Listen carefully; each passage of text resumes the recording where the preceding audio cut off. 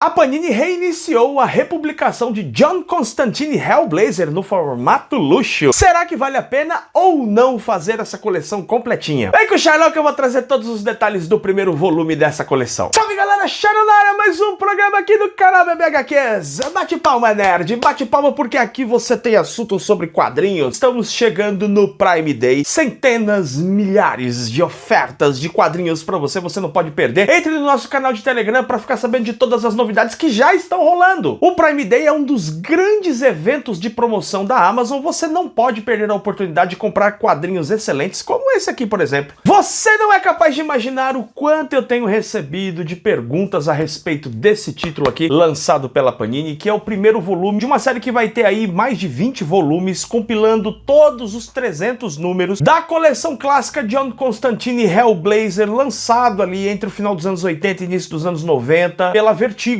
E que agora, por conta da extinção do selo Vertigo, agora está sob a batuta do selo Black Label. Neste encadernado temos as edições de 1 a 9 de John Constantine Hellblazer, a série clássica, e também as histórias de números 76 e 77 do Monstro do Pântano. E é impossível falar de John Constantine Hellblazer sem falar do Pantanoso. Tudo começa quando o nosso grande mago de Northampton, Alan Moore, assume o título do Monstro do Pântano e escreve uma das mais espetaculares fases de todos os tempos. A Panini lançou os 3 volumes aí de Monstro do Pântano, a fase do Alan Moore, no formato absoluto, e eu recomendo assim imensamente que você leia esse material, não só pela qualidade de roteiro e arte, mas também porque é lá que surge o John Constantine nos quadrinhos. O Alan Moore conta uma história bizarra que, segundo ele, chegou a conhecer o John Constantine em um pub na Inglaterra e resolveu colocar esse personagem nos quadrinhos. E desde a sua primeira aparição ele já se mostra como alguém bastante dúbio. Dizer que o John Constantine é um sacana total e completo é um erro. Ele realmente usa de artimanhas, ele mente, ele engana para conseguir os seus objetivos. Porém, as suas intenções são boas. Ele quer salvar o mundo muitas vezes, quer salvar pessoas e nessas ele acaba enganando gente, trapaceando, mentindo. Às vezes ele faz isso com demônios, às vezes ele faz isso com os melhores amigos dele. E por isso ele vive assombrado com os pecados do passado. Esse personagem que tem essa mistura de picaretagem, mas que quer fazer o bem, ele é meio sacana, mas ao mesmo tempo sabe dos erros que comete, admite esses erros. Tudo isso fez com que John Constantine fosse um personagem bastante cativante, carismático até. E por isso mesmo nós tivemos, na sequência ali da fase do Monstro do Pântano,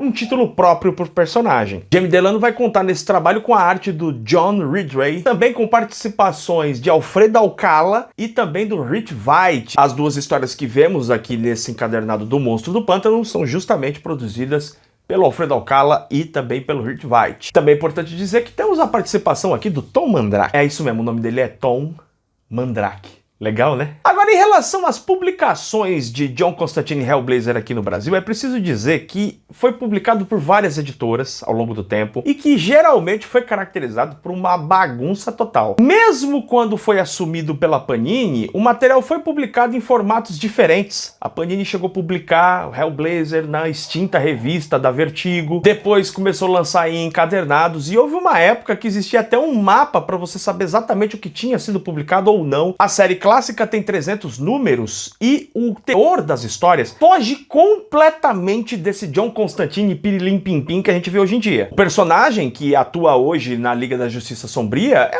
um mago, nada de muito especial. Aqui a coisa é diferente. Nós vemos possessões, demônios, vampirismo, violência absurda. Então, se tudo que você sabe sobre John Constantine Hellblazer vem das revistas mais atuais da DC, ou talvez até da série televisiva, esquece aquilo. A nata, o creme de la creme, a coisa realmente espetacular tá aqui, ó. E muita gente que fala desse material sempre lembra da fase do Garth Ennis, que foi base para aquele filme do Keanu Reeves. De fato, a fase do Garth Ennis é muito, muito boa, espetacular, mas é um erro achar que aquela fase é tudo que existe de John Constantine. Não. Todos os outros autores que trabalharam com o personagem nessa fase clássica mandaram muito bem. E no caso do Jamie Delano, a gente vê aqui uma busca por tentar manter um certo padrão narrativo, qualidade textual do que o Alan Moore tinha feito na saga do Monstro do Pântano. Só que do mesmo jeito que acontece na saga do Monstro do Pântano, relendo esse material eu percebi que as histórias sempre têm um teor de discussão política. há questionamentos em relação às elites, da burguesia, os mais endinheirados, a situação econômica do final dos anos 80, a discussão sobre hooliganismo, que hoje é uma coisa totalmente extinta na Inglaterra, mas quem acompanha futebol sabe que no final dos anos 80 e início dos anos 90, a coisa pegava pesado lá. Há histórias relacionadas à agressão às mulheres, a questão do domínio da economia e da especulação imobiliária. Então todos os elementos de crítica da sociedade estão presentes na figura do John Constantine, que vai lidando com demônios e infernos e maldades,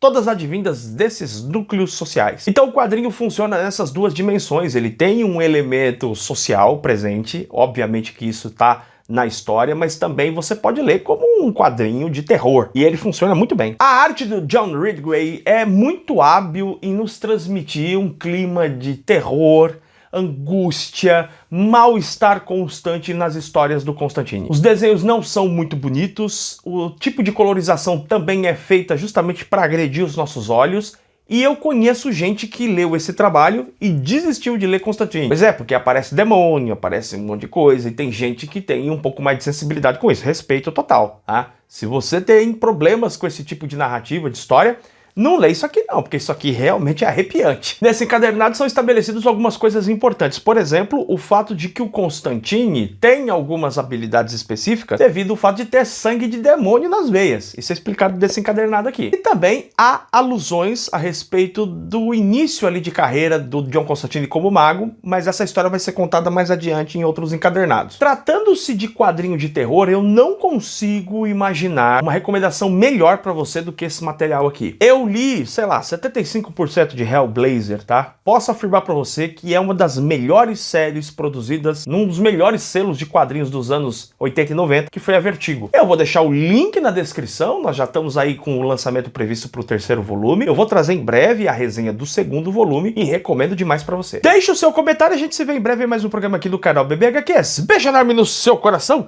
tchau, tchau!